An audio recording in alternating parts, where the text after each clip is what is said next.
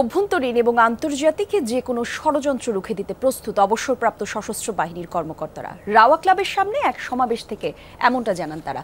ভারতীয় আধিপত্যবাদের বিরুদ্ধে করা হয় এই সমাবেশ। লেবুর সুঘ্রাণ আরো বেশি, ত্বকের যত্ন আরো বেশি, চলে আরো বেশি। আপনার পকেটে কি বিদেশি না বাংলাদেশি? সাবেক সেনা কর্মকর্তারা ভারতীয় আগ্রাসন এবং অপপ্রচারের সমালোচনা করেন। বলেন 5 আগস্টের পর একের পর এক আগ্রাসী আচরণ করছে ভারতের গণমাধ্যম এবং কিছু রাজনীতিক। আগরতলায় বাংলাদেশের সহকারী হাইকমিশনে হামলা এবং পতাকার অবমাননায় স্বাধীনতা ও সার্বভৌমত্বের উপর হুমকি পড়েছে বলে মনে করেন তারা। সরকারের প্রতি তাদের আহ্বান, ভারতের সাথে নতজানু পররাষ্ট্রনীতি নয়, হতে হবে সমতার ভিত্তিতে। এছাড়া বিগত সরকারের সময়ে ভারতের সাথে করা চুক্তিগুলো প্রকাশের দাবি করা হয়।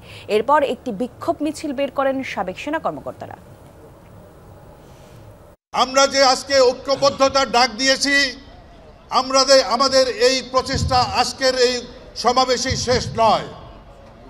বাংলাদেশের বিরুদ্ধে আভ্যন্তরীণ আন্তর্জাতিক যে কোনো ধরনের ষড়যন্ত্র হবে, আমরা আপনাদের সকলকে সাথে নিয়ে সেই ষড়যন্ত্রকে রুখে দিতে চাই।